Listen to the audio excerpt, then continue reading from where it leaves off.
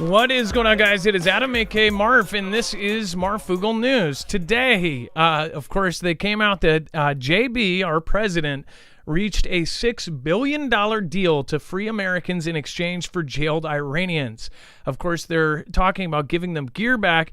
President Biden reportedly secured a $6 billion deal to free Americans in exchange for jailed Iranians. It said the New York Times first reported about the prisoner swap agreement Thursday, once 5 Americans imprisoned in Iran are allowed to return to the United States. The B administration is said to have agreed to a release of a handful of Iranian nationals serving prison sentences for violating sanctions in Iran. Sources told the Times the United States also agreed to unfreeze nearly $6 billion of Iran's assets in South Korea, transferring the funds into an account of the Central Bank of Qatar. So I would love to get feedback on what people think of this, but again, maybe they'll have an accounting error and maybe they'll go, oh, well, it was actually $6 billion that we didn't need, right? What do you guys think? Let me know in the comments down below. Tonight, we're going to talk about the Maui fires. We're going to talk about Moscow. We're going to talk about, of course, world events happening, including in South Korea, and what some folks are saying from China. They believe that Taiwan invasion is closer than you think. So we'll talk about all of that and more when we come back. We'll be right back right after this.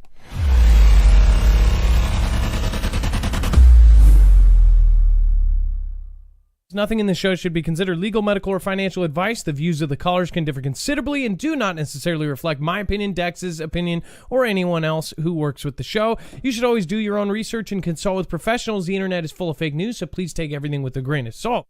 If you have not already, it helps us out if you end up going through any of our affiliates, and it helps you out if you end up protecting yourself against cybercrime. NordVPN is one of the best and one of the easiest to use. If you do not have a virtual private network, it protects your IP address, which is your online identity, which actually connects to your real address and everything else.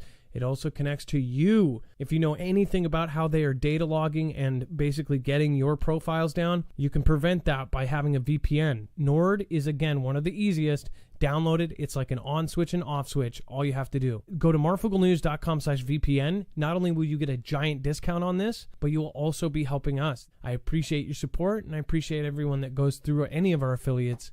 Can't say thank you enough. I don't care if I'm all alone, long as I know he's there.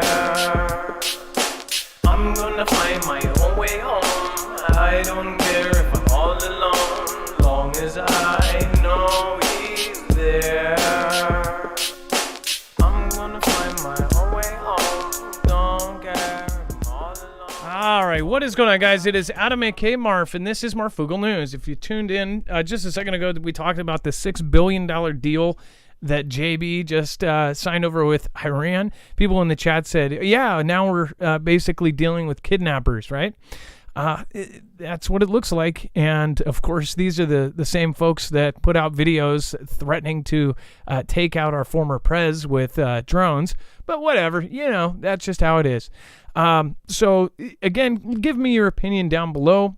Let's go through the motions here. If you are new here, remember you can also go over to marfooglenews.com. We're going to be talking about a lot of current events, and we reference a lot of articles. So you can find a full bibliography over at marfooglenews.com. All you have to do is look for today's thumbnail. Just look for "This Destroyed Maui on Fire," and then Poland deploys, Moscow chaos, and Maui apocalypse. Once you click on that, you will find a full bibliography of every single article, tweet, video, picture, document that we are going to show you here today. That way you have the sources at your fingertips, and they're archived. You can actually use the search bar up in the upper right-hand corner, and you can find all of our previous shows and all of the previous times we covered these things. Oftentimes, in fact, just this last week, a lot of people were saying, well, why didn't you cover this when other folks on YouTube were covering things? But we had actually covered it 3, 4, 5, even 6 days before. So make sure to go check that search bar before you say we haven't covered something, because often we have. A lot of folks actually use our bibliography to do shows on, and we encourage that. So I would hope that people would be caught up on all this stuff. And then There is a web-only content. We'll talk about that at the very end. Dex usually goes over that at the end, so make sure to tune in for that. That's all the stuff that will get you in a fight at the bar. If you're new here, again, the Foogle fam should be welcoming you in. Just general rules. Try to keep it positive. Push people up. Don't push people down. We don't insult people. Try to be polite about, talking down about anybody, really. And then, of course, no bad trash talk about other creators, even if they may be somebody who trash talks us. We just don't do it here. So, and then also respect your mods, and also go check them out at marfooglenews.com/friends. They are really awesome people. If you actually got to know all of these people, I've known them for years. They are all really, really great people that I probably would not like life without all of these folks around me. So let's bring my co-host/internet brother, Dex James. What is going on, and how are you doing today? Well, hello, Adam, and hello, Foogle fam. I'm doing just fine. So the $6 billion, not a lot of people agree with this, and it's a $6 million worth of gear, right? Or is it? Or they said funds transferred. It's their money that was held up from sanctions, presumably their money. So we're allowing them to take their money back, but it's $6 billion of it that we had held up from sanctions, and we'd had South Korea hold it up. But yeah, it totally feels like we're negotiating, which is something we don't normally do. But I also understand, typically I would see a prisoner swap, kind of like we did with Russia. We didn't send them billions of dollars, but apparently this country's going to get it. Wait, so and was this like we unfroze their money and we're trading prisoners? So like we're putting the cherry on top? Is that is kind of what that's what it sounds like to me. That's what it sounds like to me. Now, they have not left the country yet, so we don't know. They did, I think, at this point have said that they've moved them from prison to house arrest, which I guess would be a much more favorable environment, even though you're in depends on the house. Yeah, it does depend on the house, but I think it would be a little better. But yeah, that's the current state. So that was the preparation of getting them ready to leave the country, was to move them from the prison to house arrest. I just envisioned them on house arrest in Oscar the Grouch's trash can or something. Like, this is how everybody lives here. All right. And then we're going to be getting over to Poland deploys. All of this stuff is stuff we've been talking about for years. If you haven't tuned in, which thank you, by the way, Linda Vercelli, thank you for subscribing. And as always, if you do subscribe during the live show, I try to shout you out every chance I get. So thank you so much, and I appreciate each and every new person who is with us. So Maui, and just want to first off just start off with a 10-second moment of silence for the many who have just perished. So just real quick for those who have passed in this horrendous and very spooky fire here.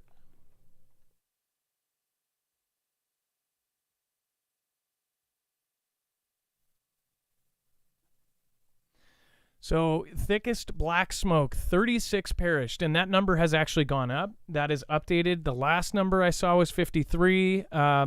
We have folks on Maui or in Hawaii. Justin True, I don't know if Justin True is actually in Maui. I think he is. But he said he thinks it's more like hundreds. It may very well be. This is horrendous. If you see this fire and the pictures of it, what's really crazy, and a lot of people are talking about, is the fact that it's tearing up buildings, cars, everything else. It looks a lot like the California event that we had a couple years ago. We got to be careful around that, but where the trees are like still good. Now, they have palm trees, which I believe would probably be less flammable, but we're talking about even the big, I don't even know what kind of tree it is. We don't have it here. These gigantic trees are just like untouched, and all around them, everything is burned. It's just nuts. A lot of folks are going to be talking about this for years to come, I think. I think that there's going to be quite a few, subreddits about this fire for a while now. And that's because it does look very strange, at least the pictures I've seen. As far as the real lives that were lost, it's horrendous. Lahaina, the town there, is virtually destroyed. The main street, which is, I believe, and I have not been to that part, but they say is a very touristy area. It is like it's gone, and the cars are just burnt to a crisp. I could not imagine, and seeing like the aftermath, I could not imagine being there when it happened. And the beach is right there. Plus, there's all this open space. Now, if there's nothing to catch fire, it's kind of crazy. Like this one shot that I saw, and it was a video shot, pans over, and there were cars so far away from any trees or any forest or anything, and they were also essentially burnt to a crisp as well. So I just wonder, like, how when fire is traveling like that, I'm not a fireman. Was it grass? Like, how did the fire go over and jump like that? I get that it was, if wind can carry it, embers can carry it, but some of it was like a huge platform of concrete, and there was things on the other side of that next to the water that caught fire. So they said that people were actually trapped by this fire, and it trapped them. And people had to jump in the water. There were actually rescue boats that were coming in and grabbing people off of the coast. Very, very sad. I am so praying for the people, and possibly, we don't know if there were, if there were children, teenagers, people of all ages that were affected by this. Very, very sad. There's a loss of human life, and I think especially this generation, a lot of people are very disconnected when people perish like this. Even one life is a big deal. I mean, these folks had lives ahead of them. They had families, they had wives, husbands, brothers, mothers, whatever, and now they are no longer here. So I don't blame the people that are asking a lot of questions about this. Evacuations continued Thursday on the battered islands of Maui, or the battered island of Maui, where catastrophic blazes took the lives of at least 36 people, damaged hundreds of structures, and leveled a historic and beloved town in one of the deadliest U.S. wildfires in recent years. Officials said that more than 270 structures were damaged and destroyed, including entire blocks of homes, businesses, and a 200-year-old church in Lahaina town in Maui. I even heard, and this is a little off from what most people are saying, but I even heard that the reason, not the one that everybody is saying, is that, the buildings and the people were affected, but nature was left untouched, is because it was God's wrath. You never know at this point the way that our world is acting. I wouldn't be surprised. Dex, go ahead. And I believe this was reported yesterday, but it's still being talked about today. The emergency services, like the phone number to call, it's not available. It's been down ever since this kicked off. So for people that were in trouble, they had no way of reaching out to emergency services because of all the damage. It was so quick. How terrifying would that be when? Here's something we got to talk about in a future video. How vulnerable our 911 system is, and how dependent on that system that we are. Everybody in modern day culture, if they have an issue, including those that protest against the police and everybody else, when they have an issue, the first thing they do is they call 911. Well, really, people don't think about the fact that when 911 goes down, you have nobody to call. If you are getting mugged, if your house is on fire, if you can't call 911, you can try the non-emergency number, but heck, if the phone lines go down, then that's pretty much a no-go. And people are completely dependent on that. This is why our community, which is full of preppers, we think about these kind of things, and you prepare for the contingency of not having a 911 to call. That's the thing. Like, if you don't have somebody to call to go do this thing, that's why a lot of us prepare for a scenario like that. Because honestly, I bet you there was a lot of folks that did not know what to do during this and probably lost their life because they had no kind of plan for something like this.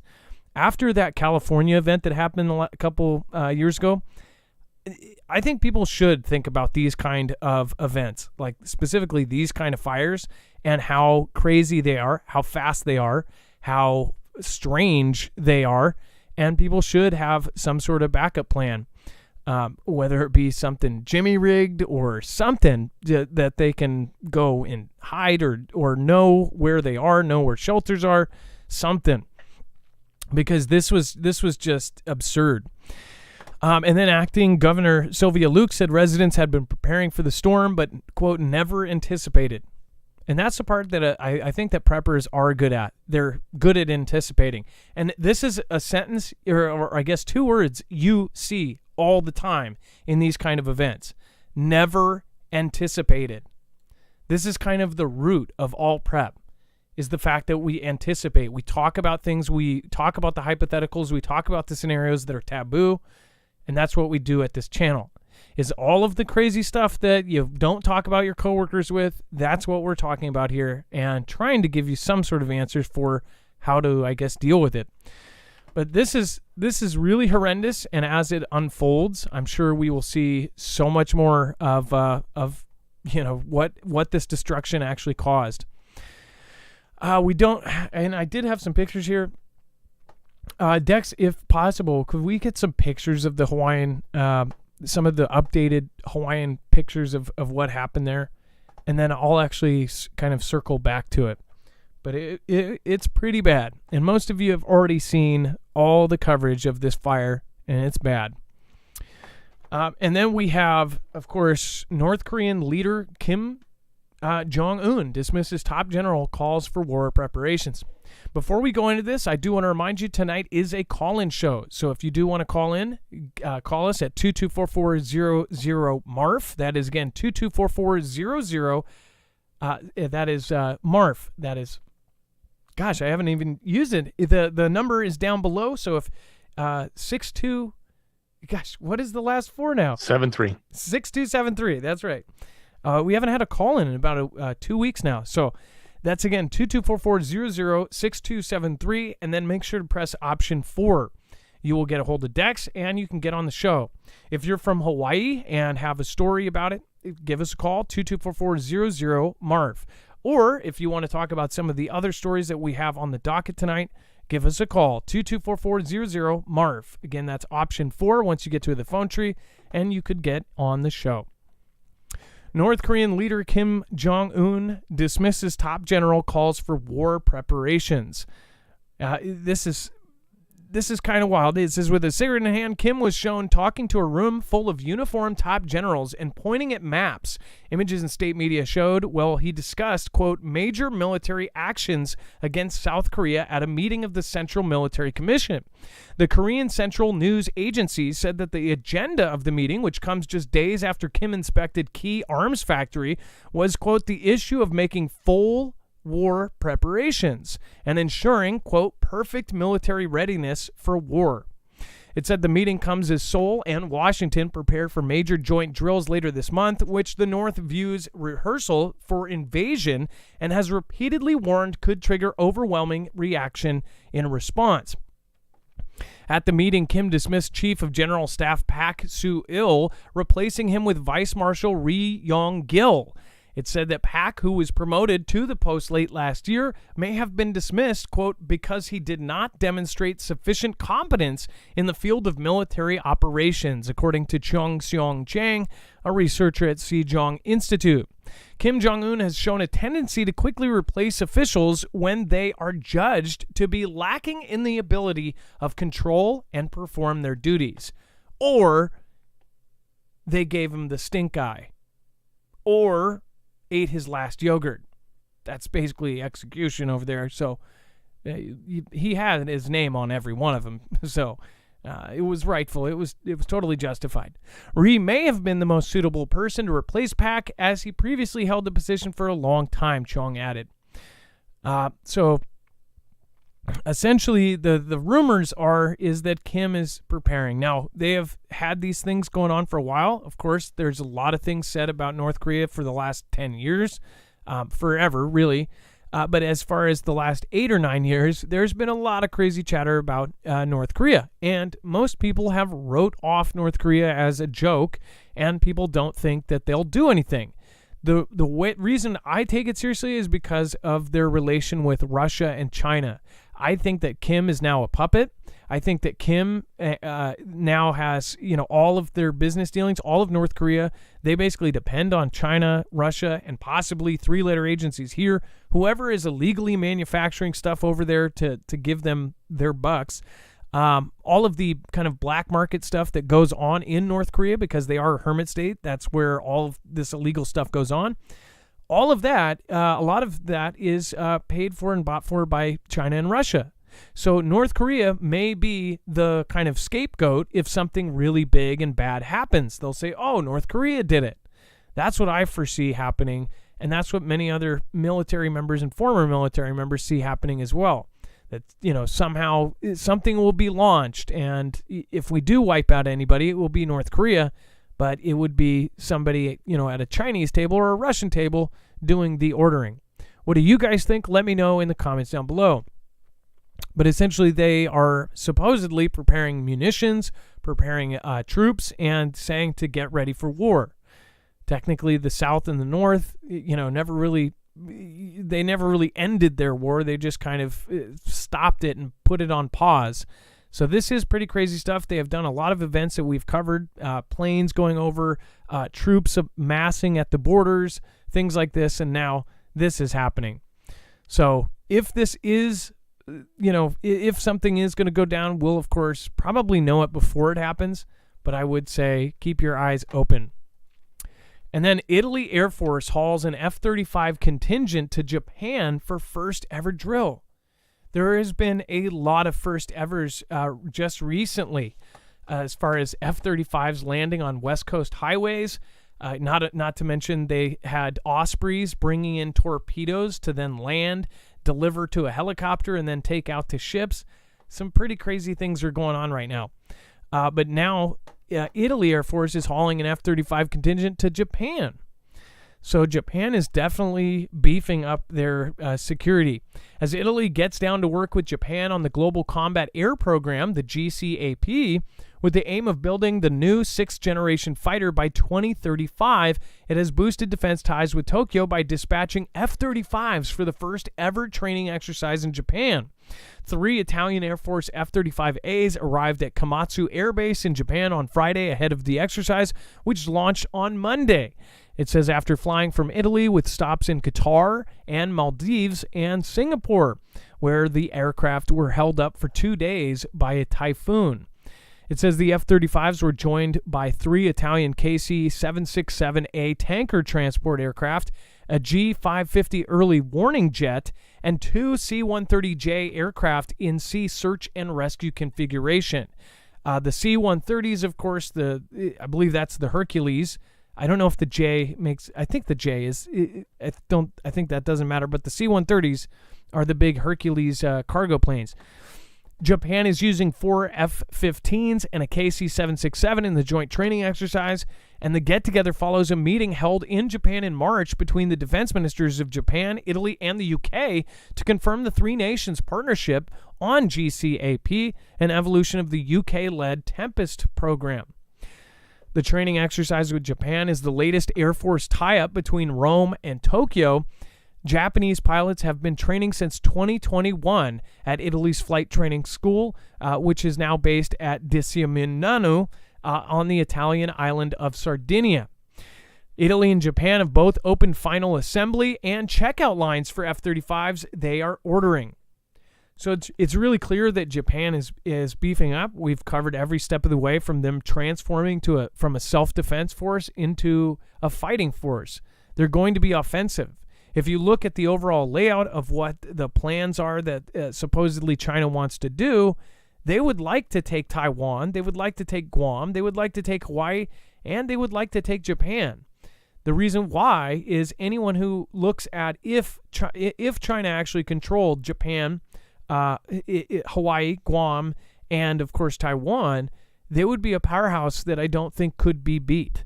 If they controlled that entire sea, there a lot of these studies believe that they would actually surpass the United States in military might or geographical might. So they would be able to control a whole lot if they controlled that water. So Japan thinks that they're going to come after them. Everybody has their own theory. Everybody has their own conspiracies about what they think is really going on. Most people believe that everything is getting kind of reset to go under one umbrella. But who is holding that umbrella? And what nationalities are the holders of the umbrella? And are they actually preparing to make a country the new number one? Because it's really a small handful of people that really decide that. Who decides, what currency we're really going to use for going forward the next 30 years, what power, what everything else. I personally think that all of this going on right now is setting up for World War III. World War III is not the end of the world. It is the beginning of the new one. And I think it will happen. I already know. I think that I believe they are going to enact a draft here in the U.S. before we even get into wartime. And I think that, of course, Japan and all of this will be a huge, huge part in World War III. I don't think it means nuclear destruction and nuclear holocaust. I think that it is literally going to be a conventional war that changes around everything. What do you guys think? Let me know in the comments down below.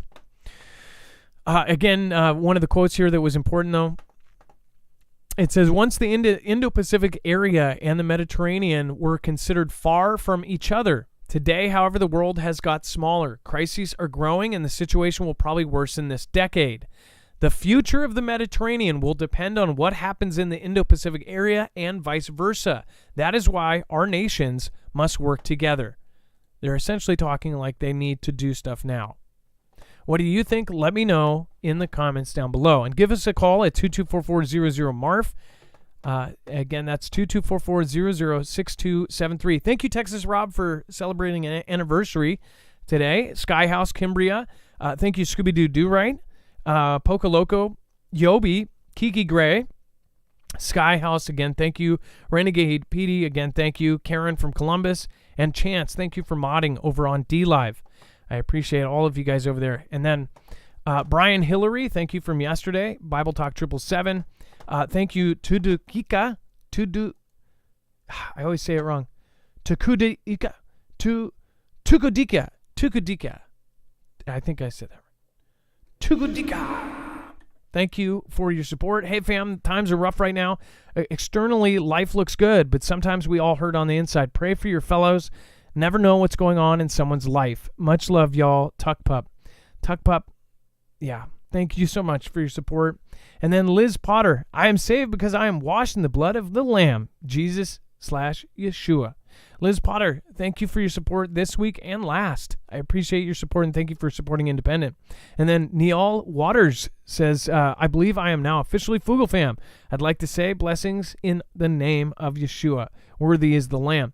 Hey, Neal, welcome to the Foogle fam and welcome.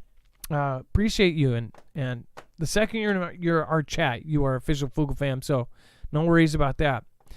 All right. And let's see here. Wendy, LOL. Let's see. Ilea is in the house modding. Thank you, Ilea. Let's see here. Denzel, nice to see you. My honest opinion is the opinion that no one can take away my First Amendment right. Europe do whatever they want to do. Leave me out of it and my taxpayer money. Yes. They have two Marines joined together over a year ago. It's 100% better to join than get drafted. Learn your job and get thrown out in a draft. Drafts are never good, says the mama. Elizabeth Rocher, thank you. It says, hey, Marf. Hey, what's going on, Elizabeth? Mir504 says, thank you, mods. Hey, thank you. And then Jammer, thank you for dropping the number in both channels.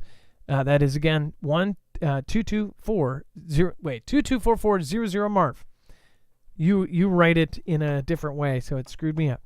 Wendy, thank you. Kevin Donovan, Solar Monk, Michael Gale, Marfoogle look up laser beams hitting Hawaii.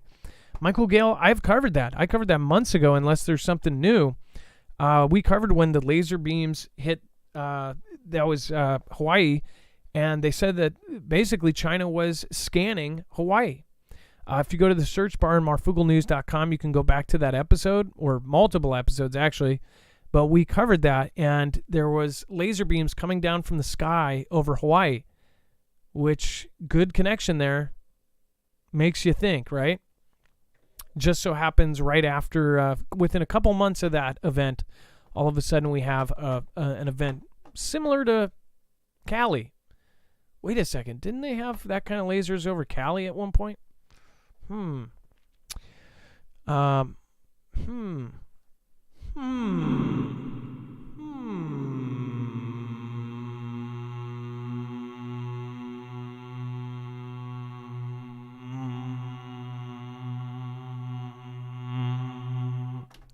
long? Probably. All right. Before we move on and go to our first caller, make sure to go over to marfooglenews.com/energy. If you don't have backup power, this is one of the best ways to do it. because solar generators are silent. You can be a gray man. Nobody can hear this from 3 blocks away. It is unlimited power as long as you have solar panels. And if you just want to plug it in and charge it from your wall, they charge quickly. And you have backup power on demand. I have used the Flex 1500, the Flex Tactical, and the X2 many times now, and my power has gone out. It is such a great system. Make sure to go over to marfooglenews.com/energy, INERGY. They are expandable, they're modular, and they work like Lego. Again, go over and check out the Flex 1500 and the new Air Force Research Laboratory Flex Tactical. That is, again, the new one that is now actually going to be going over to the Army. They just won the SBIR Phase 2 contract. All right, and that's marfooglenews.com/energy, INERGY. All right, let's get our first caller on the line. We have, let's see here. Okay, and we're going to be showing pictures of Hawaii here in just a second. Thank you, Dex. And all right. We have Scott, first-time caller. Something in the air. Hard to trust people anymore. The economy, trucking closing, inflation. All right, let's talk about it. Scott, you are on the line from Pennsylvania. What's going on, my man? I appreciate you taking my call tonight. What's going on, Scott? So, the floor is yours. I don't know. I'm just, like most of your callers, more from, paying attention to what's going on. The big trucking companies closing. Rumor has it FedEx is about ready to lay off, 700 pilots. The auto industry's about to tank. The housing industry's about to tank. I just don't understand what's going on. I'm in the roofing business right now. My background's military corrections and law enforcement prior to that. But, we're seeing the economy is really stale and stagnant right now. Thank you for your service, by the way. I don't know what. Oh, I appreciate it. Thank you. So, I just don't understand what's going on here. And Scott, if you can, I don't know if I'm on in the background, but make sure to turn any TVs or computers off that may have me on in the background, just because it creates an echo chamber, kind of like Twitter and every other algorithmic platform. So, yeah, I didn't know about the FedEx thing. I don't think I've covered that, unless that was during the week I was gone. There's as far as like FedEx and everything, closing down, a lot of ma and pa's closed down. I actually just watched a documentary about places in West Virginia. I think it was the Appalachia, about some of the poorest places in the country. And it was like a place like Appalachia ended up, already having kind of the rug pulled out from under them, but then had a Walmart move in, essentially put all of the ma and pa places out of business. And then when they didn't do well enough, then they closed down. So then after the Walmart closed down, all the ma and pa's are gone, the Walmart's gone, and you left a town that's basically dying. This is happening all over the place. And somebody just commented that life looks good externally, but it's really not. People can be optimists, and you can always be positive about this kind of stuff, but we are collapsing. And if people don't see that, then I don't know what country they're looking at. We don't even have faith in our own system of picking who leads us. How could this not be, going wildly wrong? Well, that's I'm right there with you, brother. I just don't understand what's going on. Like I said, the housing market, the vehicles, a lot of people are having their vehicles repossessed. Let me give you an example, okay? Like I met with a guy today here in town where on a roofing appointment, and met with him and his wife, and he's a chef locally, and he said he always keeps broccoli. We were talking about the economy. He always keeps broccoli in his restaurant, usually 40, $50 a case, no big deal. It's fluctuated over the years, last couple years, but the last delivery they wanted $170 for a case of broccoli, and he said he about lost it, and had to send it back because he couldn't pay that much. And how's that happening? Well, everything has gone up, and they blame it on the supply chain. They blame it on this. They blame it on that. But it seems very purposeful when you see some places that they're holding back, or they, especially during CV, when we had that whole event happen in 2019, a lot of the stuff, it was like they had the baby formula shortage, but yet there were these huge parking lots full of baby formula. It was like, what the heck is going on here? That was something that affected me because I had 2 kids that were on baby formula at the time, and it was like you couldn't find anywhere. It was just the most absurd thing. And then to find out, especially from Foogle Fam, that there were tons and tons of places where they were just stocked up. It was like, what the heck is going on here? It just seems like, well, I guess the whole thing is like, if you want to start anew, you have to tear stuff down first. What do you think about that, Scott? Well, that's another thing, the money. I'm looking at, was it Brexit Brinks? They're, looking to, all the other countries want to crush the U.S. dollar. And I think that's going to be coming sooner rather than later. A new monetary system, just based on what I'm seeing. The oil, the petrodollar. I think everything's about to change. Oh my gosh! I just realized. How do you this. feel about that? Well, as far as look at what has happened with the digital dollar with this system. You can tell it is a train that can't be stopped.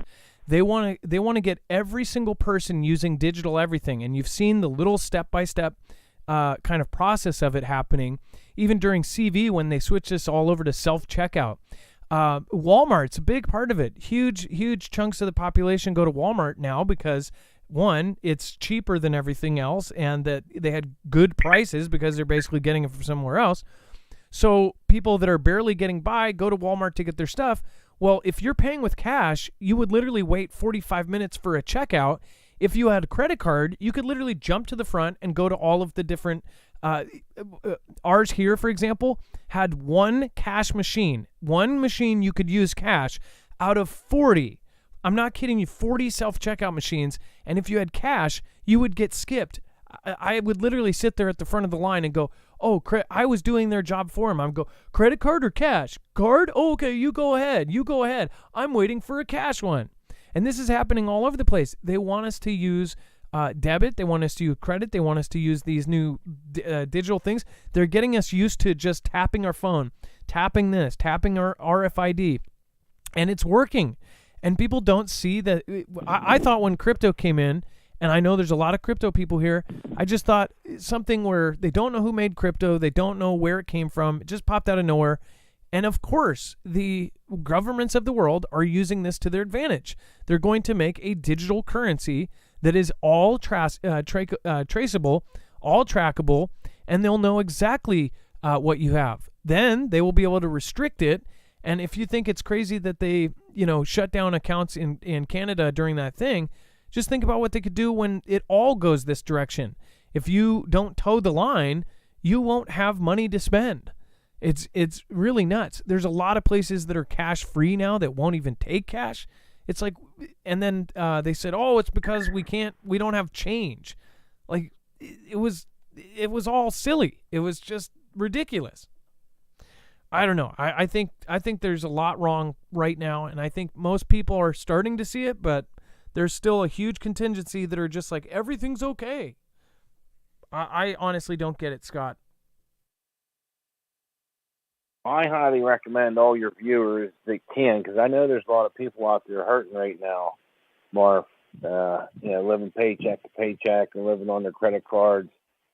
But if you can, get some cash, small denominations as well, because anything bigger than a 20, nobody wants it anymore.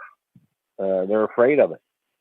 So I would, highly recommend keeping some cash in your home, in your safe, wherever.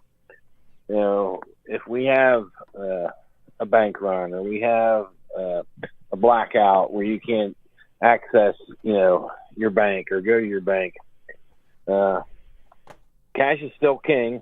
I know they're trying to get rid of it, but definitely keep as much as you can somewhere close. I think if you had I guess funds that you could put aside, try to get low denomination gold or silver or something and put it away if you have the ability to.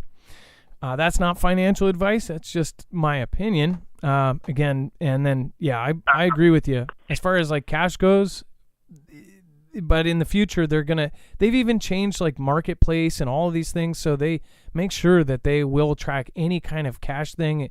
Even if they suspect that you may have sold something on these marketplaces, they'll get you. Anyways, Scott, thank you for calling in. It's really sad that these conversations are being had. Also, I wanted to point out before, like everybody says we're divided. We are literally divided so badly that we can't agree on anything. It is divided down the middle. It is either you're in this camp or this camp. I think that's BS. And then in this camp or this camp, depending on what you believe, then you're put in that camp. And then there's like no in between. It's just like you're this person or that person. And they are literally tearing us apart from the inside out, so they can destroy it, bring it down, and then bring it back up again. I mean, this is like 101 for destroying a country is divide them first, sow confusion, and then take over. Well, I agree with you that, that's the plan, to separate, but I don't care who you are, which side you're on. I feel like I can always find some common ground with most people. But some people are just so far gone that if you don't see it their way, they're just going to berate you until you walk away. And that's just no way to carry yourself. But unfortunately, that's what I'm seeing a lot of these days. But I appreciate you letting me get on your show. I'm an avid listener. Tell everybody to, do the best you can and keep your head up. And hopefully you can help somebody. There's always somebody that has it worse than you. Yeah, that's absolutely true. Well, thank you, Scott, and I appreciate you calling in. Thank you for your service again. Please don't be a stranger. It's your first time call. Don't make it your last, okay? All right, my man. Have a good night. I appreciate you. All right. Thank you so much. That was Scott from Pennsylvania, and the info for his call will be put on marfooglenews.com under the caller section. Let's see here. We have Beijing flooding. So we talked about this at the very, very end of the show as stuff was coming out about this. There's some pretty insane pictures and videos online about what happened here. I think it's kind of sus, actually, when you think about the lasers and stuff over Hawaii and that possible, crazy connection there. And then you think of so this Hawaii thing happens and then they have flooding happen. People have talked about events like this being, something that could be manipulated or controlled for many, many years. In fact, there was an agreement that countries wouldn't do these kind of things. And I'm not saying that's what it is, but it's like we always see this tit for tat. We had in port, we actually had a amphibious assault carrier that ended up catching fire. And this was just 4 months after China had an amphibious assault carrier in port catch fire. And both burned for 4 or 5 days straight. And it's like the odds of two amphibious assault carriers both basically, lighting on fire, staying on fire for 5 days straight with no accelerant in either case, and then no actual viable answer of why it happened. It's like you kind of think, maybe we did it to them and then they did it to us. And I can't remember if it was like a vice versa, like which one happened first, but I think China's happened first and then we happened second, or it was us, we happened second, and then they happened second, whatever it was. But both were amphibious assault carriers, these ones that basically have not only a platform for helicopters and Apaches and things like that, but they also have the back end that is open so boats and amphibious vehicles can take off from the back. These were both in port, and they both caught fire, if you're catching my drift. And they stayed on fire like they were getting hit with something, right? And the other thing is the U.S. assault carrier, I already saw a comment saying, oh, but that was that kid. He did it, and they proved it was right. No, actually, they did not. In fact, that kid got off, and they didn't have enough evidence to actually try him. They made this story, I believe, in my opinion, that this kid was mad at the Navy, and he basically lit it on fire, and he did all this. Well, he ended up, I believe he got a not guilty. So what is the explanation for our ship catching on fire? And it's not like there's a bunch of frilly curtains and things that can catch fire in a ship. There may be accelerants, but they said that there was no accelerants that actually caused it. So why the heck did a steel ship stay on fire for 5 days? It's nuts. It's steel, mind you. I mean, since 2001, we've been talking about how steel doesn't really, stay on fire like that unless it's a certain temperature, kind of that kind of stuff. But what do you guys think about the whole flooding situation? Do you think that something like this could be possible, possibly as a weapon? Don't know. As many as 59,000 homes have collapsed, while another 147 have ended up being damaged. Let's see here. We've got all sorts of crazy things going on here. Let's see here. There we go. As many as 147,000 have been damaged following the heavy rain and flooding in the aftermath of the recent Typhoon Doksuri.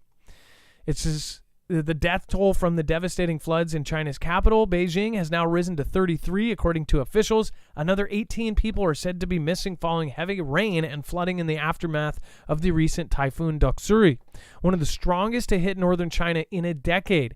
Officials say the storm and subsequent flooding from days of heavy rain has impacted nearly 1.3 million people, with the city's mountainous western outskirts one of the worst hit areas. As many of the more than 15,000 hectares of cropland have been flooded, or 37,000 acres, sparking fears about potential outbreaks of crop and animal diseases. Agricultural Minister Tang Renjian urged local authorities to step up measures to prevent and control major disease outbreaks caused by dead animals, pests, and insects. So notice, this is going to be another thing. This is the lead exporter of certain foods. Now there is another issue that's going to affect our prices, inflation, everything else. We now have this natural act of God, which is now going to further affect and screw up all of the financial system here with food. Zhou Lin Mao, a Beijing vice mayor, meanwhile, warned it could take up to 3 years to repair the damage from the flooding. Much of the country's north remains threatened by unusually heavy rainfall, while the other parts of China have also seen heavy flooding, partly from the impact of Typhoon Doksuri. Now, one thing that I don't see anybody, and I bet you nobody's going to talk about this, the heavenly mandate.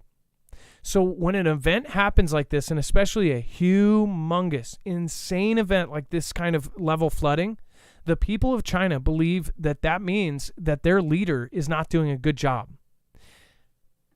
As far as the heavenly mandate, they believe that if things happen like this, it's basically God is unhappy with their leader's ruling, that this is a sign of bad times.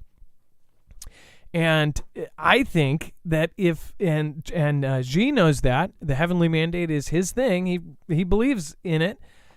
I think that it's going to be wild because maybe he will have to get back in their good graces, or something's going to have to happen for him to kind of make up for this. I don't know what he's going to do to kind of get right with his reputation.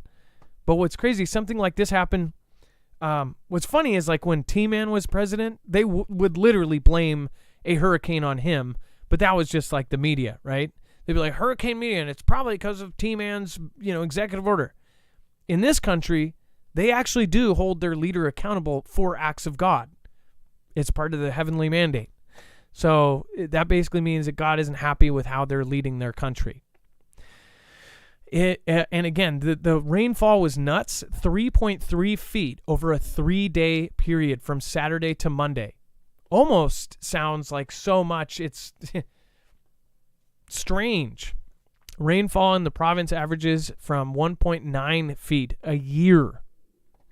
So huge, huge flood. The flooding pictures from this show a lot of military going in and essentially lifting people out and saving people from all sorts of different scenarios. As you can see here, the cars it's up to the top of the cars. So not great. And then Moscow airport's in chaos after multiple reports of drone attacks. Remember, you can call us at 224-400-MARF. If you first time callers, definitely welcome. Give us a call. That's again 224-400-MARF. Again 224-400-6273. Moscow airport's in chaos after multiple reports of drone attacks. So there was massive explosions heard from miles away. Flight restrictions were imposed at Moscow's Vnukovo and Domodedovo airports on August 10th amid reports of yet another drone attack. The restrictions were implemented due to, quote, reasons independent of the airport, according to the Russian state-controlled news agency RA Novosti, citing the port press service. Domodedovo airport officials stated that this was done to, quote, ensure additional flight safety measures. Dozens of flights were delayed or rerouted as a result. Emerging reports on Telegram channels indicate that the airports activated, quote, Plan Cover, a protocol designed to address potential threats posed by unidentified aircraft or objects in the sky. On social media, local residents reported explosions and bangs, while a passenger on the plane on the ground at one Moscow airport posted about the chaos in the skies above Moscow. Says, quote, I'm on a plane in Vnukovo. The sky is closed, the passenger wrote on Telegram. We haven't been able to take off since 1:30 a.m. Planes are not landing. They are circling over Ryazan. Those with low fuel are being redirected to Sheremetyevo. The conclusion, drones are flying, wrote passengers on Telegram. So this actually shut down one of the biggest airports in Russia. So something is definitely happening right now. It says, I saw, quote, a drone explode, wrote a Moscow resident on social media. One thing I don't get is how did this regular person, unless if he saw it firsthand, if a person was able to see this thing and say, oh, that's a drone, then how did their defenses not see it? How did their defenses not knock it down? And if he did see it and the defenses didn't get to it, even though before this they put basically defense systems all over the rooftops, then how many of these things were there? And why aren't there reports of hundreds of these things, or at least dozens, flying all at once? Because you would think if they all came one at a time that their defense systems would just knock these things right out of the sky. Unless it wasn't a drone and maybe a missile. I think somebody's fudging. But what do you guys think? Maybe I'm wrong. There's obviously going to be both sides of this. Russia's basically saying, oh yeah, we closed it because of other reasons. We don't know. But I bet you Russia's probably going to think that it's because of NATO that they were able to hit targets like this, which doesn't make the situation any nicer. And let's see here. Fasten your seatbelts. It's going to be a rough ride. Yes. Jammer 1, Steven Story. Thank you, Scott. Hey, thank you for saying that. Seattle needs lots of things, says Baron Saturday. Ian DeBow, what's going on? Let's see here. B borrowed. The white balloon got away. Louis Strongarm, Mr. Waters. The peace is request from the Star Marv. Let's see here. CMAC, it will come fast like labor pains. I agree with that. I think a lot of people are going to be hit in the side of the head. Hunt Outdoor, FYI, they are too small to knock down and too fast, too low. Okay, I could see that as far as they can fly way, way lower than regular planes. Let's see here. Monk Me, Patrick Bellamar. Probing your enemy's defenses, gauging response, command and control, comms. Welcome to the asylum. You are the carbon footprint they want to eliminate. I agree. Looks like Maui is another California. Danny Sartain. Yeah, it does. Don't want to be on this crazy train. Truth Iris, hey, how are you doing? Odie Cattle, you won't see it coming. Too much month left at the end of paycheck. Mr. F. Valerie, blessings be borrowed. Thief in the night, only one way mon. Nice to see you. Louis Stronger, why do I have a suntan? Because I was gone for a week with my family. Carmen Petraka, I actually did we did a road trip, and it actually has been 90 degrees every single day. CHS Tennessee, prayers from Tennessee. Let's see here. CMAC, Old Believer. Carly W. What is going on? But that is a good question for anybody in Seattle normally. All right. But I work outside pretty much every day, so. But I always wear sunscreen. I didn't when I was on my trip. I always wear SPF 45 normally because sun is bad, especially today's sun. One job I would not do ever again is roofing. That was not. That was my least favorite job I did, and I was, I was a low-level guy that helped. But those tar roofs were the worst. And if you are a roofer, then the heat would reflect off of the roof, and during a hot day, it was the worst thing I have ever gone through many times. I've done a lot of different labor stuff, and working on the tar flat roofs was probably my least favorite. I actually liked working on regular roofs, but man, those tar ones were nasty. And then Wagner military drills in Belarus intended to tie down Polish forces. So we're going to be going over to our callers here in just a second. We actually have Mike, a.k.a. Maui's Racing Realtor. Oh, this is awesome. I'm glad we have Mike calling. So, Mike, if you want to get in the system, we'll get over to you in just a second. But Russia's Wagner Mercenary Company is carrying out drills along the Polish-Belarusian border to stretch the presence of the Polish troops. Ukrainian State Civil Defense Organization of the National Resistance Center reported on August 10th. So they are, if this is true, which take everything with a grain of salt, they are literally saying that the Wagner mercenary group is now along the Polish border. This is exactly what was predicted if this is true. It is, of course, coming from the UKR side, so we don't know. About Russian 250 mercenaries are deployed there, which maybe they wrote this with AI. About Russian 250. About 250 mercenaries, Russian mercenaries deployed there, indicating that the Russians were conducting a psychological operation to escalate tensions rather than mounting a serious attack, the center said. So that's actually an opinion. Earlier, the NRC noted that the creation of a camp to accommodate about 1,000 Wagner mercenaries had begun at Zobrukovka airfield in Belarus. Russia supposedly plans to use Wagner PMC to simulate submersive activities on Belarus borders with Chernihiv Oblast and EU countries. It says after a failed mutiny attempt in Russia, which, again, we've shown you both sides of that, by the way. They actually say that may have been a ploy to get all of the traitors to come out and be like, yeah, I hate Vlad too. Oh, wait, it was fake? Oh, I meant I just said what that guy said. Executed, falling off a deck, off a roof. Or that it was just a complete hoax in itself. But it says after a failed mutiny attempt in Russia, some of the Wagner mercenaries ended up in Belarus through an agreement with Belarusian dictator Alexander Lukashenko.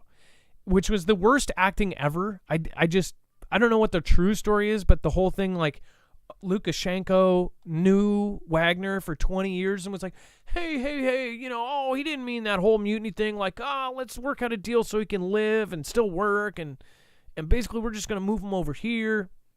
It's like, did anybody buy that this was all normal? Like, that this was a real mutiny? I didn't, but what do you guys think? On July 23rd, during a meeting with Russian dictator Vladimir Putin, Lukashenko said that the Wagner mercenaries were stressing him out. Lukashenko said, these guys are just stressing me out because they allegedly wanted to attack Poland. I don't know why this is so funny. Like, they're stressing him out. Like it's like, you know, like his kids or something. Oh, they're just driving me up the wall. They just want to attack Poland. Oh, gosh. I just wish they would, like, you know, watch a movie or something. But later he clarified that he was joking. But people didn't get it. Polish Prime Minister Mateusz Morawiecki said that more than 100 mercenaries from Wagner PLC had moved towards the Suwałki corridor, a 100-kilometer stretch between Poland and Lithuania that connects the Baltic states with Poland and the rest of NATO and separates the Russian enclave from Kaliningrad Oblast and Belarus. He called such actions a dangerous situation and a step towards further hybrid attack on Poland.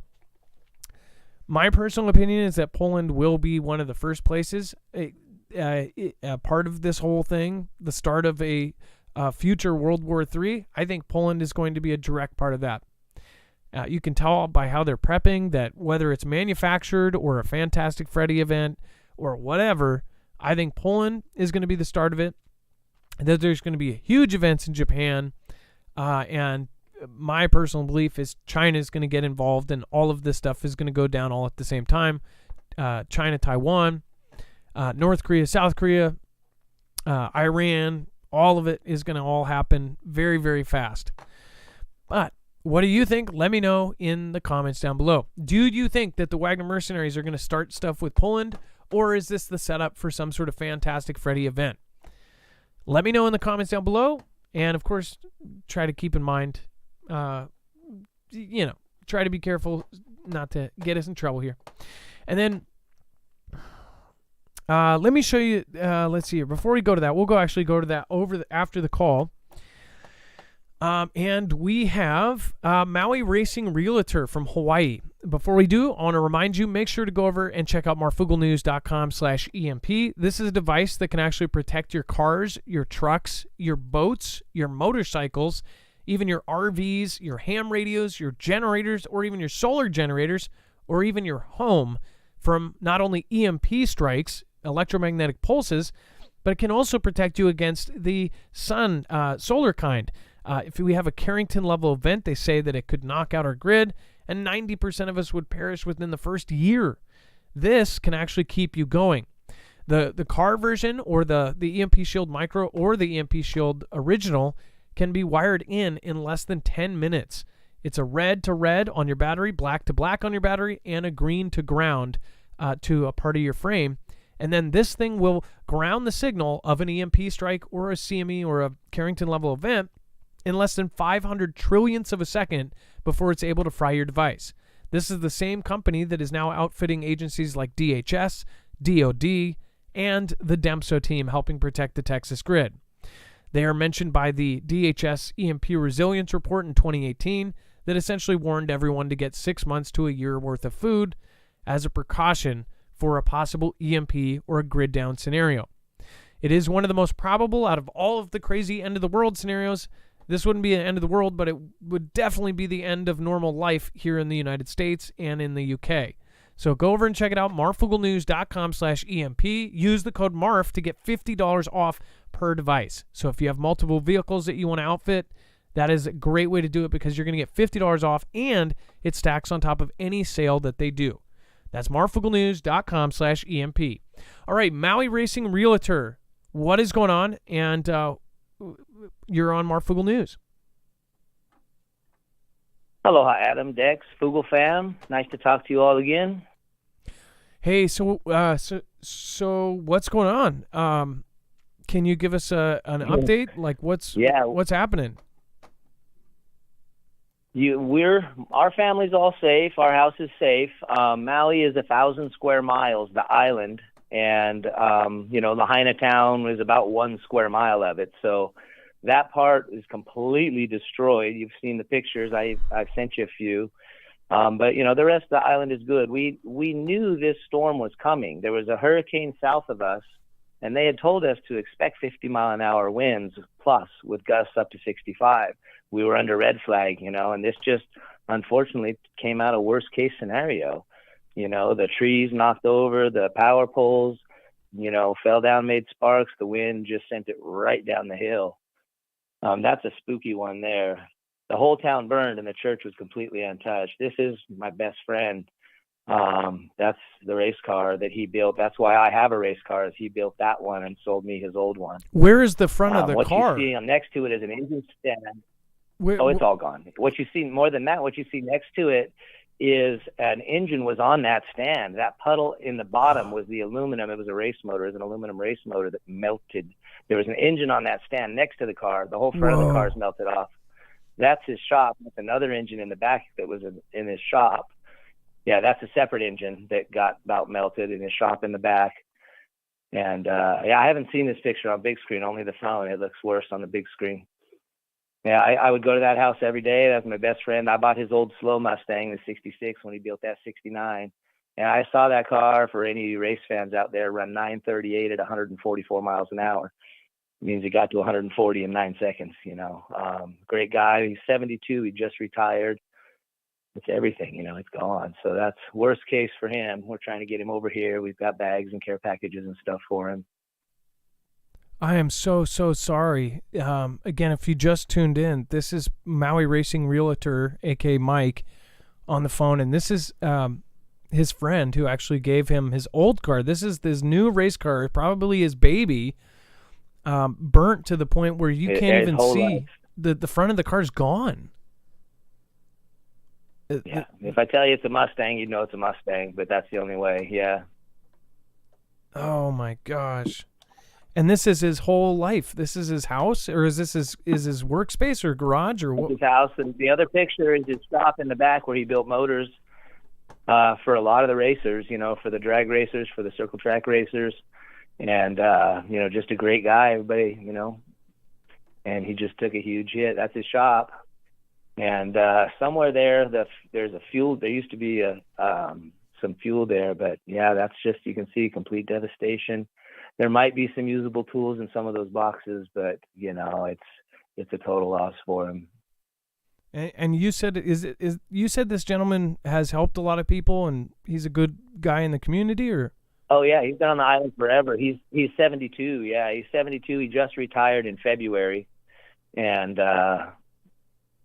super great guy. He's got some amazing stories. He knows a lot of people out here for sure. So let me ask you, and it looks like the window in the oven there, which is supposed to be like withstand. Yeah. He used that for powder coating parts. That's not the kitchen. That's the shop. But yeah, no, the whole thing. It came through there and just melted stuff. It's unbelievable, apocalyptic. Is there any kind of like? Did you see the? Give, send, go or something for him, or how are these people going to recover? Do they have insurance for this kind of stuff? I did mention that to Dex, and I did include that. He said that that's not something you guys really do, but this one says it's set up by me. We normally don't. We don't do. What do you call it? I don't know. The main one. The main one. Yeah, that one I did. Sometimes we do give, send, goes and stuff, but the other one is just it's a mess. This is this is horrendous. Dex explained that, and I respect that. So it's like I said, he's 72 years old, so now he's got to start over. He said he grabbed when they came and told him you got to go, he grabbed a couple armloads of clothes and scraped the stuff out of his freezer into his ice chest, threw him in his truck as his roof was getting peeled back by the fire. That's the town. The big blob in the center by the water is the banyan tree, It was badly charred, badly burned, but it will survive. Trees survive forest fires. The trunk is not charred. I am confident, looking at what the pictures I've seen, that it will survive. The rest of the town, you can see, is just gone. It's just gone. Okay, here I see some trees that survived. There's a lawn there around. Everything is just destructed. So if you look where the harbor is, okay, well, where your cursor, okay, if you look where the harbor is, let's go there first. The harbor out where the water, that was full of boats. They all burned. And then the big blob behind that is the banyan tree, and the 3 white buildings to the left of that are the school, King Kamehameha Elementary School. That one was destroyed. The high school and the intermediate school are up the hill. They survived. But you can see nothing else really in town did. Those were all restaurants, bars, apartments. Mick Fleetwood had a place there. My wife and I had lunch there right by the tree on Friday. And little did we know that was it. So where this big tree is, and that is it. I don't. Can you see my mouse that's hovering? Front Street. The main drag there is Front Street, and that's where all the commercial, where everybody would walk. It was 5 blocks of shops, museums, restaurants, art galleries, bars, and that's the big banyan tree there. Yeah, so that's massive. And that's by the 150 way. years. It turned 150 this year. That was they cleared the whole city block in 1873 and planted that tree. Was 8 feet tall. So this was its 150th birthday, and somebody got carried away with the candles.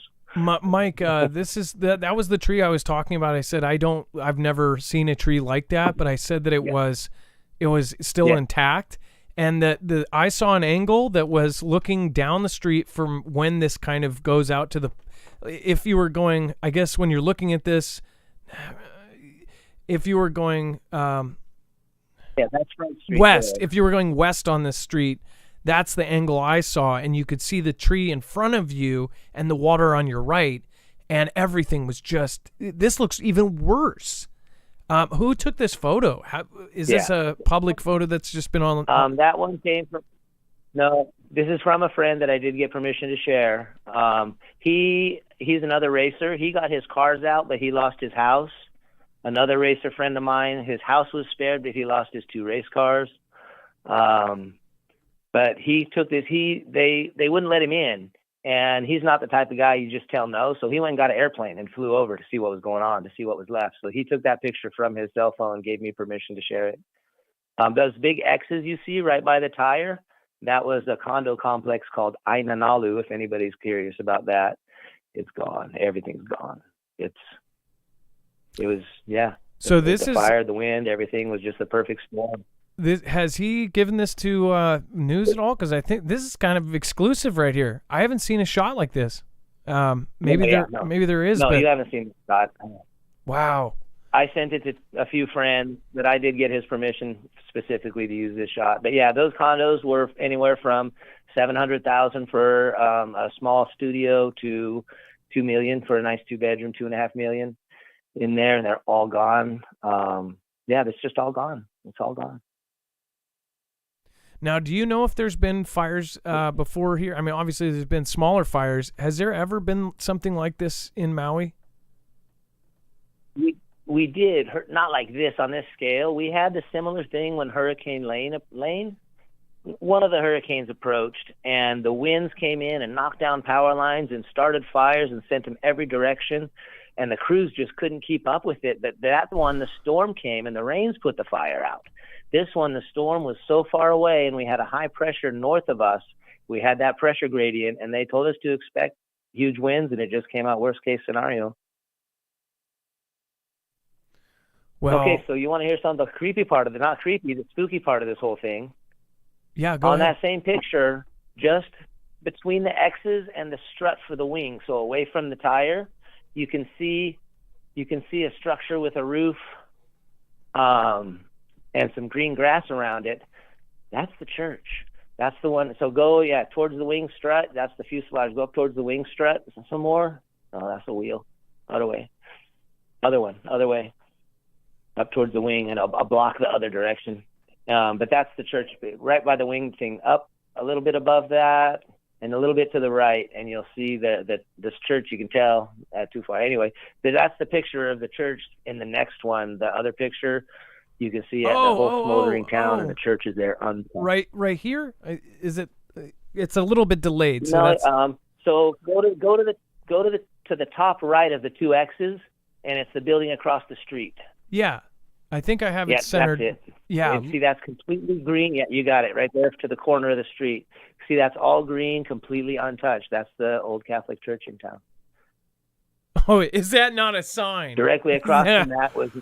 Wow. Yeah, directly across from that was Maui Jim's World headquarters and the escrow office where one of my clients was supposed to sign a paper tomorrow morning. I don't think that's going to happen because it's not there. Wow. Mike, this is unbelievable. Switch to that other picture, that one of the church in the smoke is it just gave me chicken skin. Let's see here.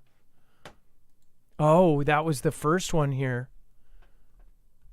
That was the first, when you started with that one, it didn't make much sense. But looking at it now, after you've seen the rest of the destruction around, and that one. And that church that's taken from was the water, untouched. looking across town at the church. Yeah, untouched. Okay. I got chicken skin now looking at it again. It's just... That's... Okay, back to what I said earlier. Like, some think this was an act of God. Like, that God wasn't happy with us. I mean, that's just... I mean, like, whoa... Because most people were saying, "Oh, this is like the California thing." What if this was a third option here? We knew this was coming. We knew this card was in the deck, and unfortunately, it showed up. Wow. Yeah, it's not just Lahaina. So this is behind the West Maui Mountains. The Haleakala is the other mountain on Maui. That one, still the active volcano, dormant, but still could erupt. That one had fires as well in Kihei and Olinda. And they're still battling those, but they didn't just charge the town like this one, just charged down the hill right through the town. So they've got this one. Last I heard was 80% contained, and the other ones I know they're battling hard. We got some extra helicopters from the Navy. We had a couple Chinooks doing work. Rip Curl. Yeah, the community is rallying. Rip Curl says that that's a very old church. I'm assuming that's yeah. Well, yeah, right in the heart of town. So what percentage of Maui was damaged? We were hearing all different numbers. What do you think of the whole island? Yeah, what percentage? 270 structures over here. That's most of Lahaina town proper, but it didn't get up to Kaanapali, Honokauai, Kahana, Napili, Kapalua. All those are untouched. So all those condos, everything up there is fine. All the people are stuck because they can't get out. They were only letting people out. The rest of the island, Kihei is the other tourist district. That one is yet untouched, although the fires are dancing around it. The North Shore has been safe. Upcountry has had a couple fires. They've lost quite a few structures, but it hasn't been complete devastation. They're fighting those in the gulches, and the residents don't have water. One of my friends sent pictures of the helicopters dropping water. I told him, get your sprinkler, and he says, no water. So he just has to sit there and watch. What do you think of, and we got to be careful with this one, but what do you think of the people like Dutchins posted some stuff about lasers above areas that were affected? What do you think about that kind of thing?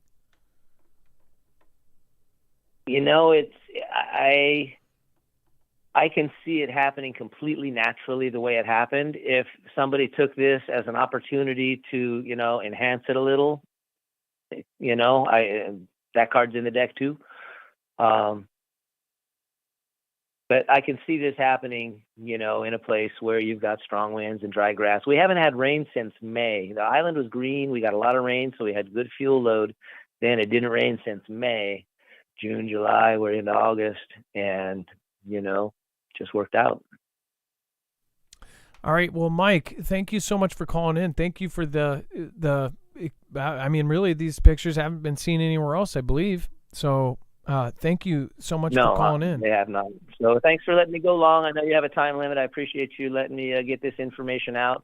If the people were to search Maui, my friends John, you'd see similar pictures. It's there. If you don't mind, I hope you don't mind that.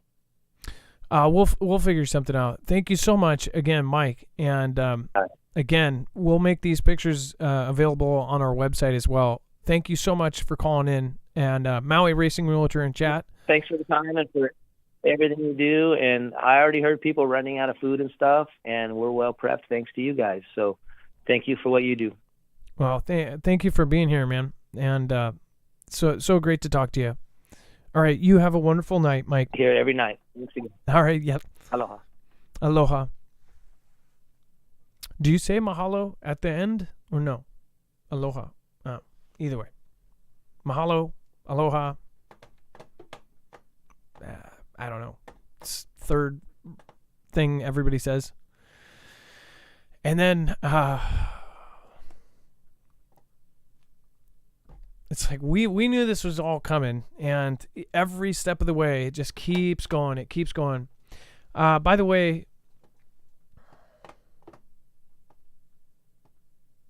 Hunt Outdoors says something about the lasers were months ago. Yeah, by the way, the lasers above Hawaii, the like the grid thing, the ones I'm thinking of, I didn't know about the new ones. So just so you know, the ones that I was talking about are from a couple months ago, and they actually did come out and say in mainstream media that essentially China, it was some sort of Chinese satellite that may have been scanning. It was the same kind of lasers they saw when they were talking about like scanning, 3D modeling land and geographical areas. And some even went as far to say that it could be for missiles or autonomous guided things. They would essentially 3D map an area for weapons systems. That was one of the theories behind it. They said it was for, weather related things, scanning things to, improve or to, for something weather related. But some looked at it as these lasers, basically they hit and they could tell you the height and the lows of every, everything it hits. So it sends back the information of the, essentially it 3D maps. Pretty freaky. Either way that you look at it, any way you look at it, really, it's like, well, that's kind of creepy that that they were scanning Hawaii. Hawaii has long been rumored to be a part of their plan for if they were ever to invade something or to take over Taiwan, that Hawaii, Guam, and Japan would possibly be a part of that as well. Of course, we don't know what their actual plans are, but very crazy event here. The church untouched, though. Isn't that probably the best part of that? The craziest part? And yes, thank you, Trinity, for pointing out chicken skin equals goosebumps. That actually, I've never heard that in my life, and it totally makes sense because chicken skin has the bumps. That was good. And then Poland plans to deploy 10,000 troops to its border with Belarus. So this somewhat, I guess, because you have to think the news that the Wagner mercenaries are on the border and they're doing this stuff, that's coming from UKR. UKR and Poland, of course, NATO, they're working very closely together. So you could look at this many different ways. You could say, oh, this is what the Ganda is, the narrative is, and they're responding in kind to something that they may have made up, or that's the truth and they are actually responding. And again, I think Poland is going to be a big part of this. I've said that for a long time, and that's not based on my I'm not an expert on this. I'm not a genius. Somebody could clip that, loop it. I'm not a genius. But I've talked to many active and retired military folks that believe Poland is going to be a huge part of this. And you can look at how they're setting up, how they're preparing, how they've changed NATO structure. So now NATO is going to be in Poland and every other NATO country before anything pops off. Rather than, they invade Poland and then Poland goes, hey, NATO Article 5, get over here and help us. Now it's permanently going to have basically troops there from NATO at all times ready to go. So there's something big in the works here, and I know all of you guys know this. Poland's defense minister said Thursday that the country intends to put 10,000 soldiers along its border with Belarus. The statement comes as Warsaw worries that the presence of Russia-linked mercenaries in Belarus and migrants trying to cross the border. Meanwhile, the Polish military announced that it was carrying out search in the area near the border with Belarus for fuse lost from a missile. But said it poses no threat because the detonator has built-in protections. It said that the fuse was lost during, quote, intensive activities using specialized equipment to ensure security. Okay. Intensive activities. Okay. On Tuesday, after the end of combat flights, one of the helicopters carrying out a patrol in the border area was found to have no fuse in one of the missiles. The flight was carried out along the border strip and did not take place over the built-up areas, the military said in a statement. The military appealed to locals to alert police if they see it. I don't know what... I would love to see a picture of this fuse. I'm like imagining something out of the Looney Tunes, like, something like Wile E. Coyote fuse or something. But it says in an interview on state radio, Defense Minister Mariusz Błaszczak said that 10,000 soldiers would ultimately be deployed to the border area. He made the announcement a day after different officials said that Poland was sending 2,000 additional troops to the border, essentially doubling its military presence there. So there's going to be roughly 25,000 soldiers on the border with Belarus. Something is in the works here. What do you think? Let me know. Call me at 224-400-MARF. History always repeats itself, says Kevin. Yeah, I agree. Everybody can see it. The European war, we're sending money, we're sending gear. People don't agree with it. Some big event that's going to get us all involved, and then boom, all of a sudden we've got something going. Dex, it looks like we've got everybody lined up here. We've got the guy that is on deck.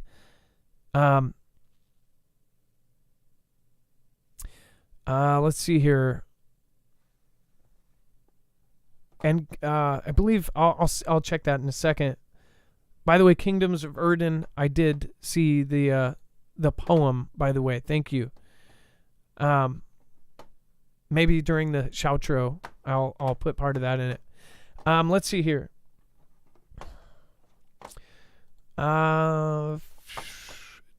Tuck Pup, thank you. Ed Brown, thank you so much for your support. And thank you, Ilea. During the 2015 Valley Fire here in my hometown, 2 teepees that I know of were untouched by flames. It was amazing. Oh, so were they like legit traditional teepees? And then Stuart Walker, my view is due and playing that plus bio warfare. Stuart Walker. K. Parker Frazier, love the Foogle family. Thank you. And thanks for being here, Kay. Sharon Davis, thank you so much for the super sticker. And Steve Wilkos, are you the real Steve Wilkos? Thank you for subscribing. And then Michael Groenmayer, thank you for subscribing. Gassan Khan, thank you for subscribing. BOD, thank you as well. I believe I missed you the other day. Thank you. And Shan and BOD, I hope you're doing well. I love you guys, miss you guys. And I hope you see this. I hope you guys pop in from time to time. And then candidate in Ecuador's presidential, Fernando Villavicencio, perished forcefully with a bang bang. A candidate in Ecuador's forthcoming presidential who campaigned against the corruption and gangs has been taken out at a campaign rally. Stuff like this happens so often. It's crazy. Dex, I'm going to have you pop in here for a second. And if you can, talk about Fernando Villavicencio, which we have we've covered him before, by the way. Absolutely. So, in the past, Ecuador is not considered a very violent country, but in recent years, it has certainly expanded as the mostly, I guess they tend to point the finger at Colombian and Mexican cartels have started to take over.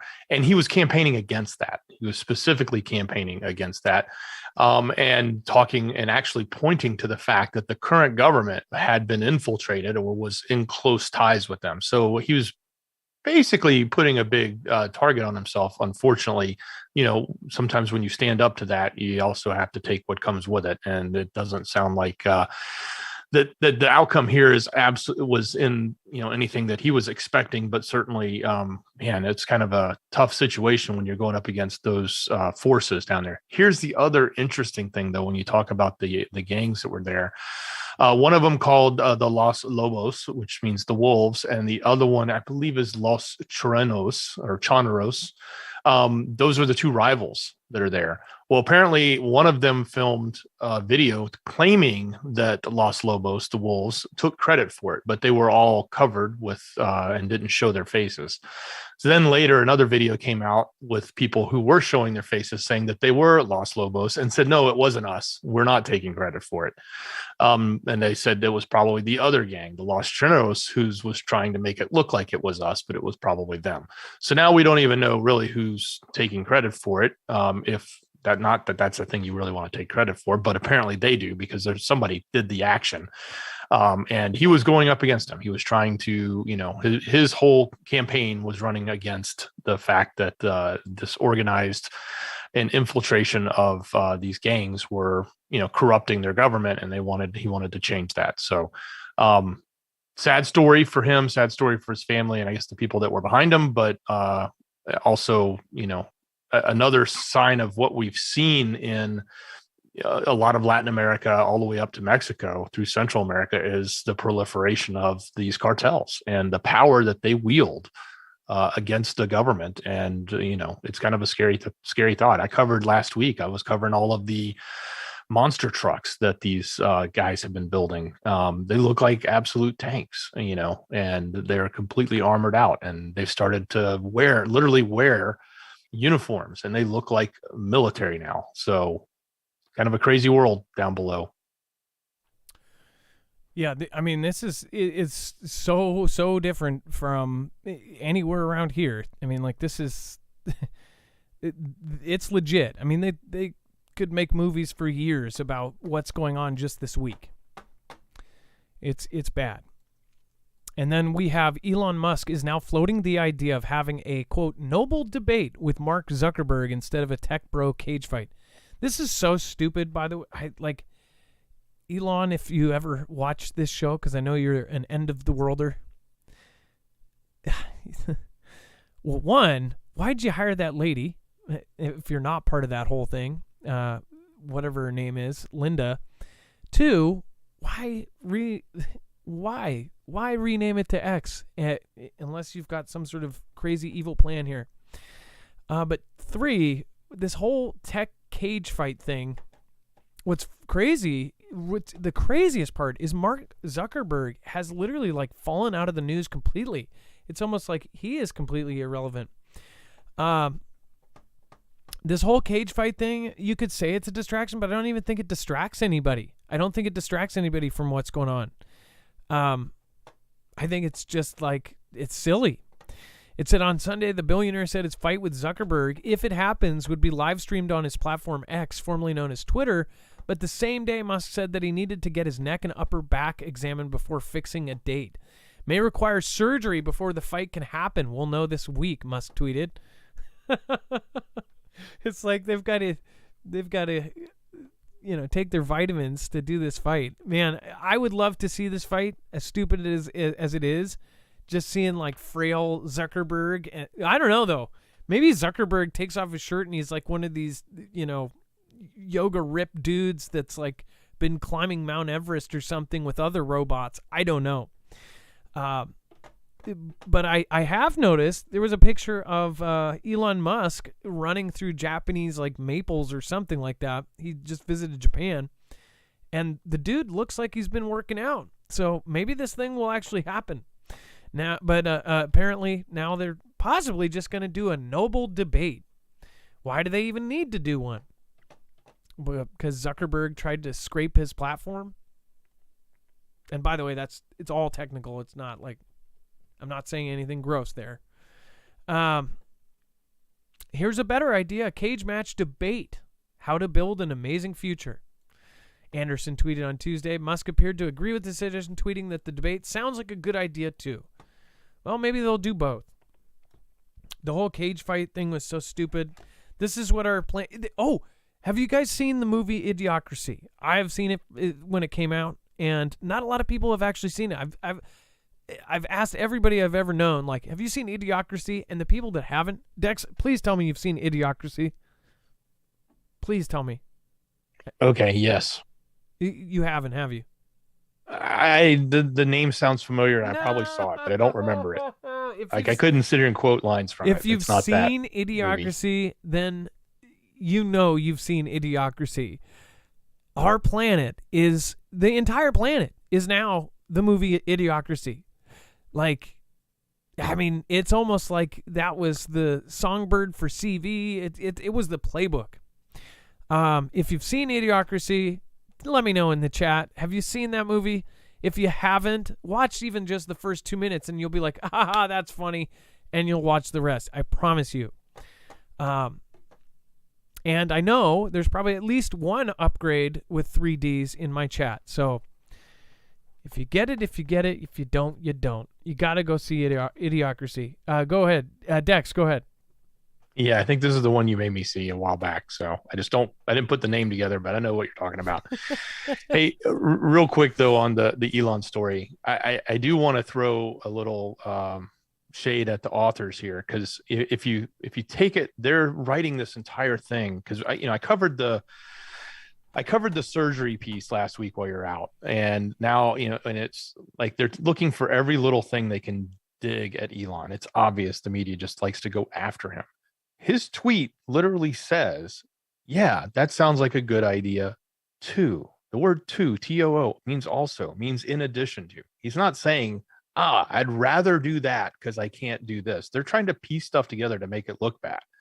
And they're trying to make it look like he's trying to weasel out of it, when in reality, I don't think he's really trying to weasel out of it at all. He's, been saying all along, we're going to do this. He wants to raise money for charity. He was giving it away. I think it was stated in the last time when we talked about this over him possibly needing surgery, that he would give all the money that they raised from it to veterans, to a veteran charity. So there's a lot of potential upside to them actually doing it. As ridiculous as it sounds to watch two billionaires go into a cage match and try to fight each other, that does sound ridiculous, but it's also so ridiculous that a lot of people would tune in and a lot of people would pay for it, and they would probably generate tons and tons of money, and that would probably go to some needed causes out there. So I say let them do it, but it's obvious to me that the media here is really going after him. No, and it makes everybody that I know and that I've talked to, they want to support Elon just because he's the underdog. Like, that's how I feel. If in our community, if somebody's attacked, then usually we assume they're over the target. But then others in our community think that he's being attacked, so we think that he's over the target, so we do mesh with him, right? There's a lot of crazy things about what he's doing. The Neuralink, attaching us to computers, there's a lot of old school values that just don't jive with that.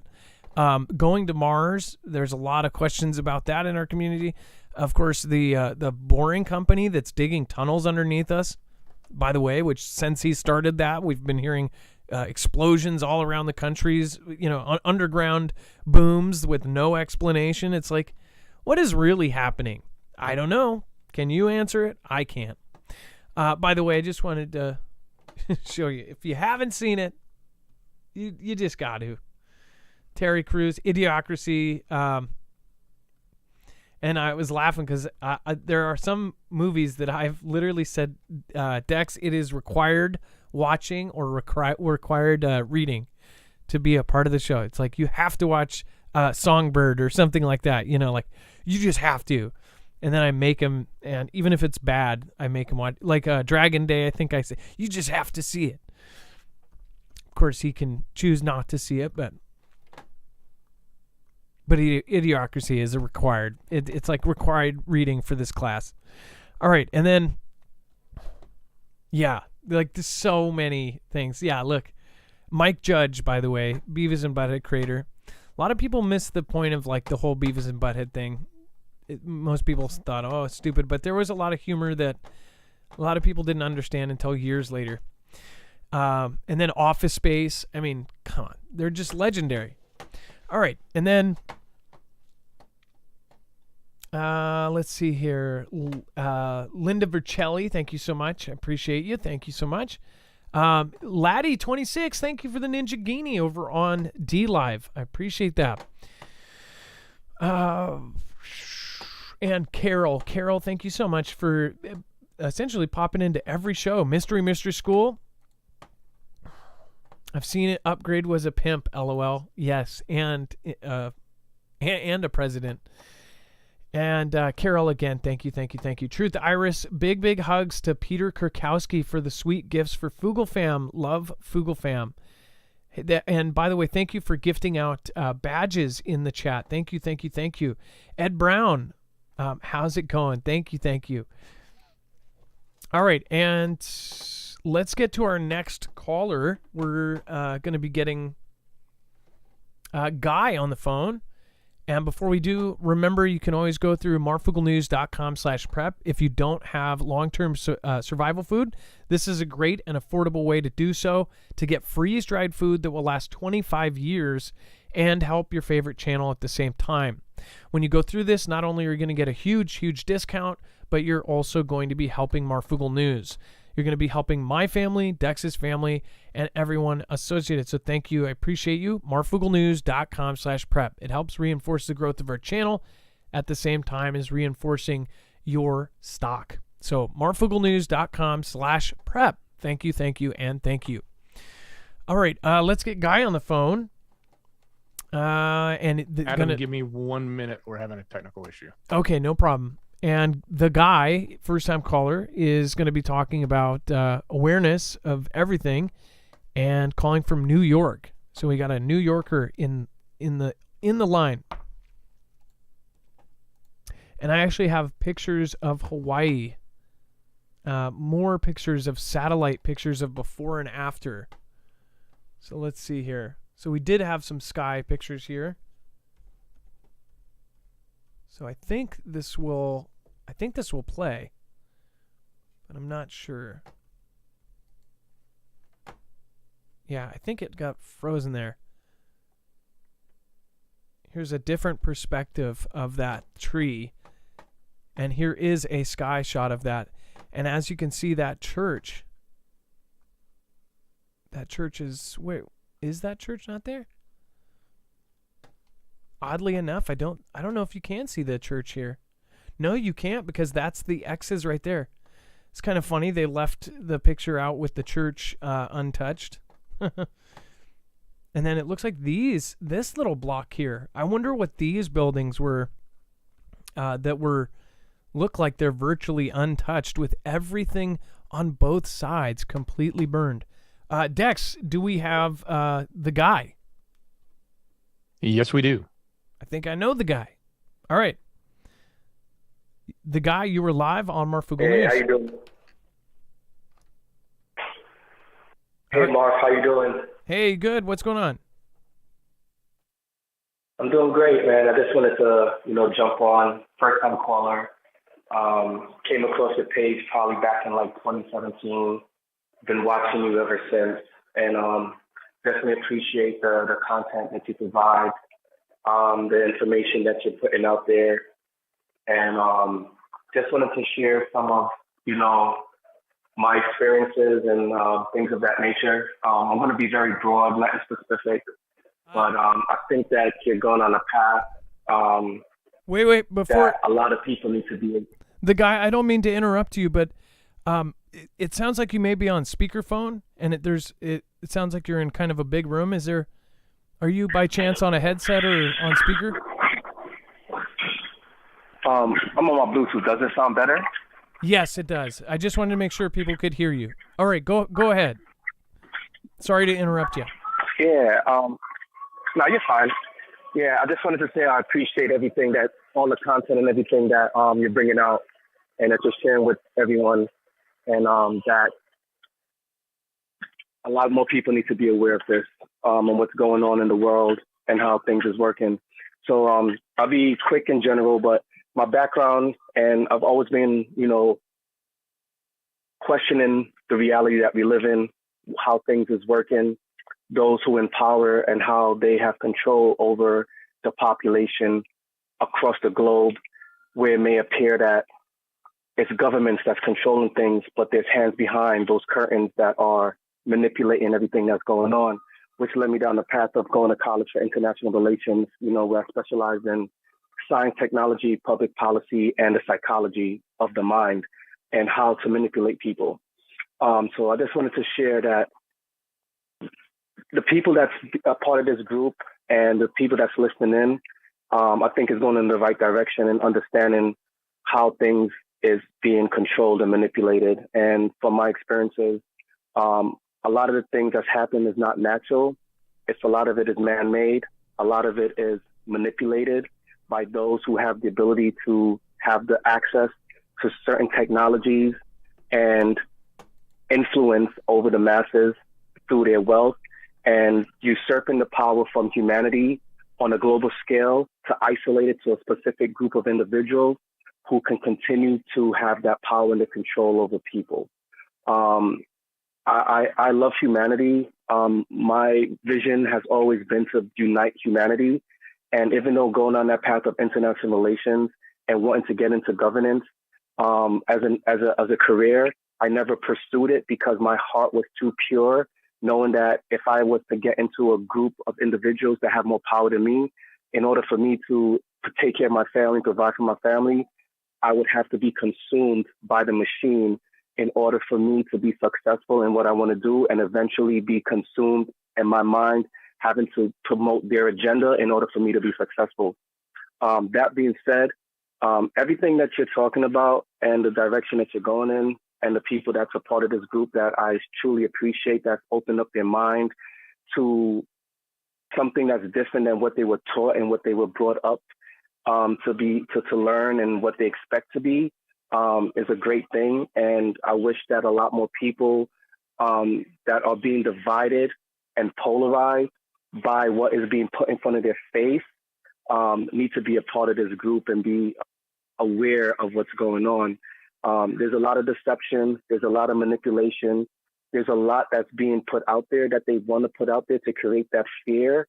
And by creating that fear, tap into your emotions, as a result, put you in a corner that make you make decisions that are irrational without you questioning and being a scientist. We are all scientists and supposed to be investigators of our natural reality. And I think a lot of people have lost focus on that and fall subject to being controlled psychologically without even knowing that they're being controlled psychologically and thinking they're making the decisions based on their own thought process and not realizing how they're being controlled.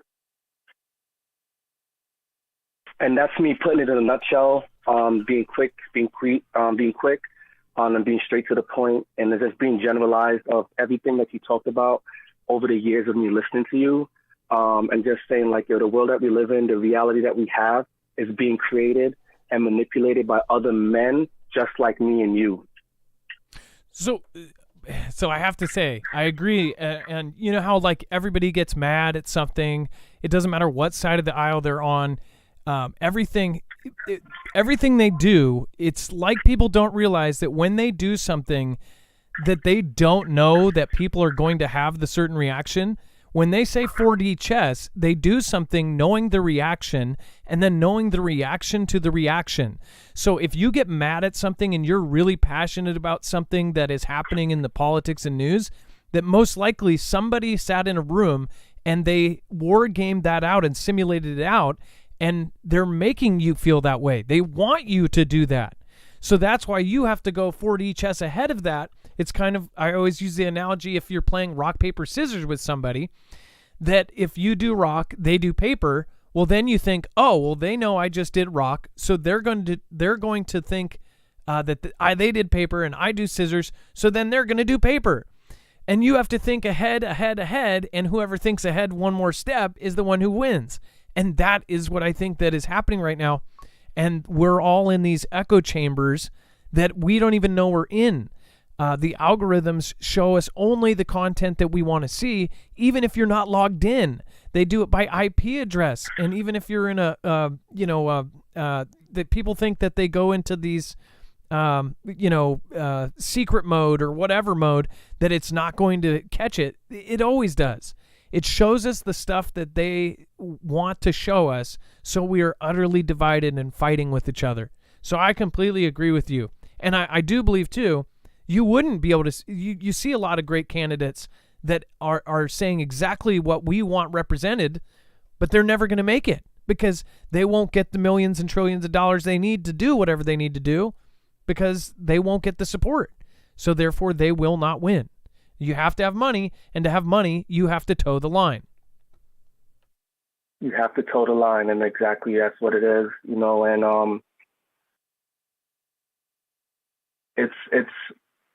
it's a very complex game that was designed, and they created so much confusion and so much information in this global era, and now going into this information age. When I was studying, it was globalization and breaking down of the sovereignty of the borders and these multinational organizations that have more power than the actual governments themselves, are all ran by powerful individuals that come together with a group thought of like, hey, how can we have more power and control?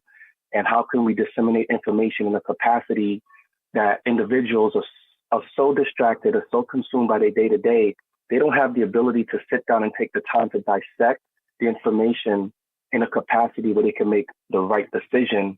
And all it's doing is creating more and more divide. And by the divide that they're creating allows them to have more power over the masses. Yep. If we're all fighting with each other, we're not paying attention to what's above us. Well, great point. Exactly. Again, awesome point. Yeah, and I definitely appreciate you, and that's why I keep tuning in. I stay in the background, I listen, I observe, and before I speak, I make sure when I speak, it's going to be something that's going to be impactful, that's going to plant a seed. Even if you don't take action today, you may take action down the road at some point in your life. Well, again, the guy, I appreciate your call, and I think that you end up, there's a lot of first-time callers now, and I really appreciate that we're getting a bunch more people that are just willing to call in. If for a while there, it was like we could not get first-time callers, and everybody was afraid to call in. So we need more fresh calls and people like you to call in with their opinions. So thank you so much. Yeah, you're more than welcome. Yeah, I was one of those individuals that was a little nervous, thinking I'll get caught up in the game of where I'm being monitored and watched and all that stuff. But at this point in my life, that doesn't matter anymore. And I definitely appreciate you, and thank you for giving me the time to share my thoughts and my opinions. And everyone that's out there that's listening, continue to do what you're doing, live a positive, righteous life. And keep your head on a swivel and always be observing what's going on outside of you. And before you make a decision, question every single thing that is being presented to you because it's done for a reason. Well, the guy, thank you so much for calling in, and I can't wait to see you back in chat. So thank you so much, and I appreciate you, and don't be a stranger, okay? Yeah, you're more than welcome, and I won't be a stranger. I'll burst the bubble now, so I'm good to go. So you hear from me more often. All right, perfect. Well, thank you so much. Have a good night. Be safe, be prepared, and Marf out. That was the guy from New York, and you can hear the New York too. Some of my best friends, I don't know why, but I always like people from New York. New York and Chicago, I think it's because they just naturally, they're from the big city. They've dealt with a lot of crap, and they just have a lot of life experience. All right. Not to say that the folks from out in the sticks aren't either. We all deal with our own kind of problems here. Let's see here. Thank you, everybody, for popping in. Randy Man, everybody else. Real quick, just want to go. Virgin Galactic launches first mother-daughter team and first Olympian to space on second commercial flight. We'll actually attach the video of this over to marfooglenews.com, which, speaking of which, let's quickly just hit the web only. We've got very little time left on the show, so let's hit that over there, the overflow on web content. Absolutely. Go to marfooglenews.com, as Adam said, or you can click the show notes link down below in the description. It'll take you right here. Just a couple quick highlights on the important stuff that's going on. So we cover everything here, like RFK and what's going on with his recent, they're calling it unsubstantiated claims, but it's actually picking up quite an audience in China. So if you want to know more about that, feel free to go take a look. The beach in Miami the sand reached 137 degrees. Imagine that. I mean, your hot water tank in your house is like maybe 120, and that feels hot, right? So imagine walking 137. A lot of other heat things going on. That's in the news. Of course, we've got everything from what's going on in Russia to what's going on in the politics with T-Man. That's always covered here as well. And then we do have some additional updates on the wildfires, as well as other things from Maui. So there's a few more things there. You can also find the pictures and the caller updates that are on here as well. So the callers from Mike, aka Maui's Racing Realtor, are on the website now. So if you want to see that, it's there as well. So all of that and so much more, it's right there on our website. We put it together for you every night, marfooglenews.com. Click on today's thumbnail. You'll see all of this, or hit that show notes link down below in the description. There's some weird ones down there, so make sure to go check it out. Really, the life is too short. Dems drop out of the congressional race, citing lack of joy. Just like weird stuff going on. So don't miss that. Don't miss it every night. Go over to the marfooglenews.com. And then I do want to correct. Dex did watch City Records. He just couldn't remember the name. But yeah, it is a classic. It's something that, yeah, once you see it. It's one of the ones you told me to watch. That's why. That's also why I watched it. But it was good. I liked it. I thought it was funny. And they don't make movies like that anymore too. They don't make comedy like this. People really need to go back and watch some of the older movies, especially now with the movies they make now and what parameters they have to go by to make a freaking comedy. They don't make movies. We were just talking about with my uncle, the National Lampoon movies. They don't make movies like that. They don't make movies like Super Troopers or any of the classics. They're just freaking hilarious. They are so afraid to offend. It's nasty. All right. Thank you so much to the mods. Make sure to drop an M in the chat right now for the mods. They did a great job tonight. And thank you, Trinity. Thank you, Ilea. Thank you, Jammer. Thank you, Chance. Let's see here. Thank you, everybody that made it tonight. And thank you for everybody that went over to Marfoogle News and checked out our short on the alert that's going out on October 4th. If you haven't seen that, go over and watch that video. And then tune in again to Marfoogle News as well. And make sure to subscribe. If you're not subscribed to this channel, make sure to do so. You will get alerts every time that we go live if you click that notification bell and select all. Even if you're a long-time Foogle fan, make sure to subscribe because everybody gets unsubscribed all the time. It's on a daily basis now. It's to the point where they're trying to do more unsubbed than subbed. And you see the same people here, so it's not like... I don't think too many people are leaving not the way that they say they are. So thank you guys. Love you. Be safe. Be prepared. And Marf out. Thank you, Dex. Thank you so much for your help. And thank you for the phones tonight. I appreciate you. Much love. Great job, brother. All right, you guys. Again, it is now time for the shoutro. It's not an outro. It's not a shout out. It's a shoutro.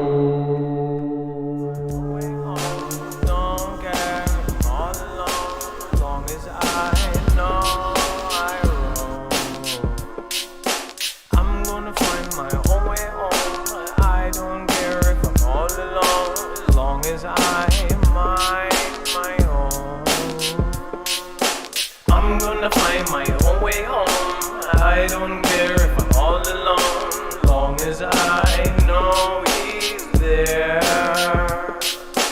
I'm gonna find my own way home. I don't care if I'm all alone, long as I know he's there. I'm gonna find my own way home. I don't care if I'm all alone, long as I know he's there.